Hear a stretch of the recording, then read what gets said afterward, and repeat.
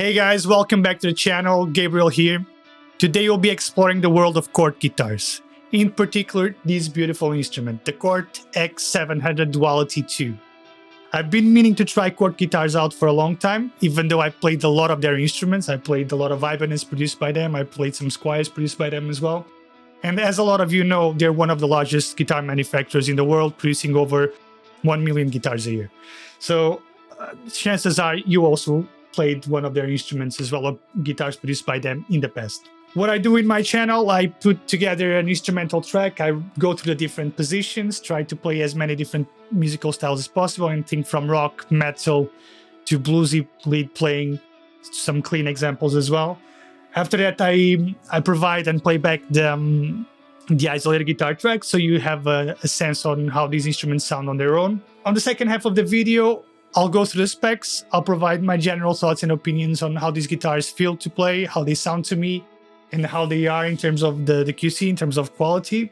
And maybe just give some general pointers on if these guitars are ideal for you depending on your budget and playing style, obviously. In the meantime, if you like what you're hearing, if you like the channel, you'd like to support, please consider liking and subscribing.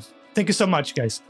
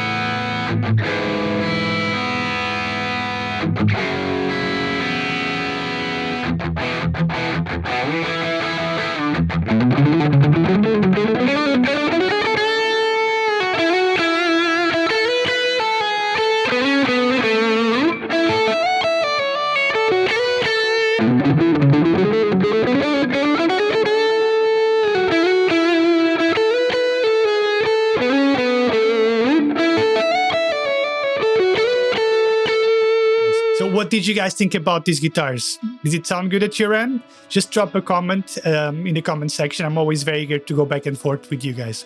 Also, if by any chance you own one of these instruments or plan on getting one, just let me know what attracts you to the most about these guitars and what your experience has been. I'm always very curious. In terms of construction, is a bolt-on configuration. So it has 4 bolts connecting and attaching the neck to the body. In terms of the neck itself, is a 3-piece neck. It has 2 panga wings with the centerpiece of maple. It has locking tuners, compensated locking tuners. So if they're staggered, they start low and go high, so you don't need a string tree. One of the highlights of the guitar, for me at least, it's the fact that it has stainless steel frets. And I must say that in terms of the construction and how the neck is put together, it's impeccable. It's really well done. I didn't find any tall frets. The action is great. The frets are really well polished. There's no fret sprout. There's a really cool thing they do with these guitars, which is the fret blades. So the underside of the frets, they don't go all the way to the very fretboard edge. So in case the wood expands or contracts, you don't really feel the fret sprout. Also, it has LUMINLAY side dots that glow in the dark, which is pretty cool if you plan on playing live with these guitars. It's always a plus. It has an ebony fretboard. It has 15.75 inches radius, so it's quite flat. The neck profile itself, it's substantial. I mean, it's not like an Ibanez Wizard kind of neck, but it's like a Fender 60 style neck, but a bit flatter. It's very, very comfortable. What's the closest I would have played to these? Maybe a Solar neck profile would be somewhat similar to these, but I think these may be a little bit more substantial. The neck itself isn't finished, which I absolutely love. It's very comfortable to play. It doesn't really get sticky in any way. It has 24 frets in terms of the number of frets of the guitar. It has a classy touch on the logo. It's metallic, so it's reflective. It's quite unique.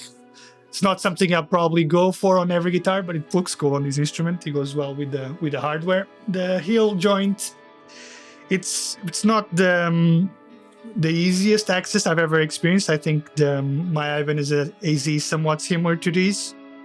It's more or less in the same realm. I mean, it's rounded, so it doesn't really get in the way. It's still comfortable, but it's not like it's sculpted on certain guitars. So something to keep in mind, but still very comfortable. Mahogany with a maple top. It's pretty clear they're going for the Kiesel look a little bit, isn't it? Exposing the maple top like that and giving these bevels. I think it looks pretty cool and classy. The finish is called Polar Ice Burst, which I think looks really nice. I was a bit skeptic about ordering this color because it's a bit too loud in a way, but it's growing on me. I actually quite enjoy it now. The maple top, it's not the richest. It's not super 3D, so I think it's not like a flame maple top in the true sense, but has some figuring. You can see there it has some light figuring. It's cool. The bridge itself is it's their own Cort bridge, but it's very much like a Goto 510 bridge. The plastics on the body are recessed, which is a plus in my books because it's usually a lot more comfortable that way. It doesn't stick out. The bevels and the body contours are very comfortable. They sit snugly against you and you can play for hours without really feel uncomfortable. So it's definitely a plus there. Quite like it. Besides the stainless steel frets, which is a massive plus, and the unfinished neck with the panga exposed kind of raw wood thing there, those two things are great. However, what really steals the show for me, as you'd expect, is the Fishman Fluence Open Core Classics. I've had them on the previous guitar I had, which was an LTD EC 1000 with the Fishman Fluence Open Cores. I loved them then, but I must say on this guitar, it's something else. It really feels like they put this guitar together with these pickups in mind for some reason. They just complement each other very, very nicely. How it works in terms of the electronics, you have a push-pull tone knob. Down is voice 1, up is voice 2 on the Fishman Fluences. You also have access to the single coil tones on one of the positions, which I'll go through in a moment. So position 1, bridge position, down is a PAF style tone. So if I had to describe it, is a much more, it's a brighter sound, a bit lower output as well, but it's a brighter sound, a bit chimier. If you pull it out, it's like almost like a JB. It's a hot rodded PAF kind of sound, like a hot rodded 80s style humbucker. It's very nice, but it's a lot more rolled off and a lot more focused in the mids. For this guitar in particular, when it comes to the bridge, I think how I had the settings on the amp seams dialed in. The downwards position was cutting through the mix a lot more, and it was really cool. It has quite a sharp aggressive tone to it on its own, especially because it's bolt-on. It enhances that character. So it's quite bright and spanky, you can say. Position 2, I mean, on the tone knob, right? Now position 2 on the 5-way switch. It's a single coil position, so I believe it's the inwards coils on both the bridge and the neck. According to the website, it doesn't do much if you use the voice 2 on position 2 of the guitar, right, on the 5-way toggle switch. But it did affect my perception of at least the output a little bit. Then again, middle is both humbuckers together. Down position, obviously, to be PAF.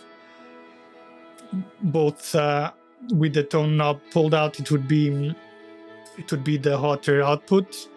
So I don't usually use the middle position on a lot of guitars, but for some reason on this guitar it really sang for me. It has a really spanky kind of quality, especially in the downwards position because it had some extra brightness there.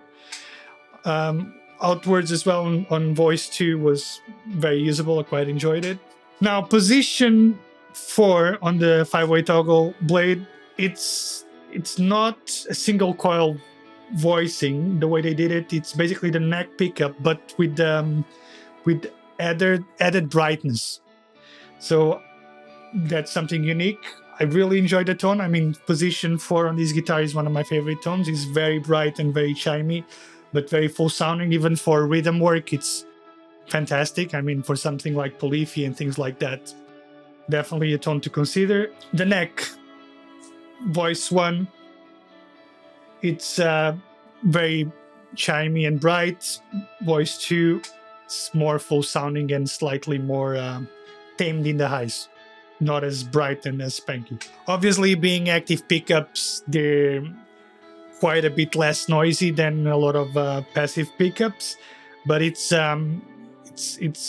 the classic series and the Open Core Classics series, so they're not as noiseless as the moderns. So if you tried out the Fishman Fluence modern pickups in the past and you expect it to be as hum cancelling as that or as noiseless as that, these are a bit noisier, but still compared to most passive pickups, they're quite a bit quieter in terms of noise. The guitar also comes with a gig bag. I would say it's on par with something like a PRS SE type of gig bag. It's absolutely fine. It's not the sturdiest, but I've seen worse, that's for sure. Comes with all the usual tools and accessories, including the TREM bar, which I don't use. Sorry about that. Just something I don't really use. But yeah, in terms of value, this is something to add on top. In terms of quality, in terms of QC, there are certain things you can point out. You can say that in terms of the painting, it's not perfect. You can see some marks here. If you take out the pickup cavity, you can see some slight white marks there. You can see, I think, yeah. It has a bit of foam underneath the bridge there. So when you pull back the TREM, it doesn't hit the wood underneath the bridge. I mean, that's not really that well glued, if I'm honest. There are some bits that are standing up, but it's fine. I mean, these are very minute things when you consider the specs. I'm much more concerned in terms of the playability and in terms of the tone of the guitar and the weight and how comfortable it is to play, rather than small things like that. You may disagree with me, especially if you play 1,100 pounds, right? So if you pay that much, you may expect perfection. I wouldn't really. From experience, guitars in that price range, they're never really that perfect, with a very few exceptions.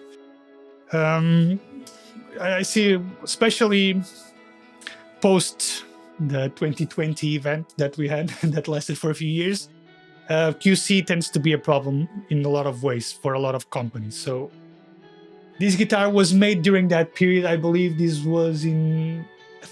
might be a 2022 guitar, so at the very tail end of that whole situation there. But still, this guitar, in terms of how it's set up from the factory, how it plays, It's fantastic.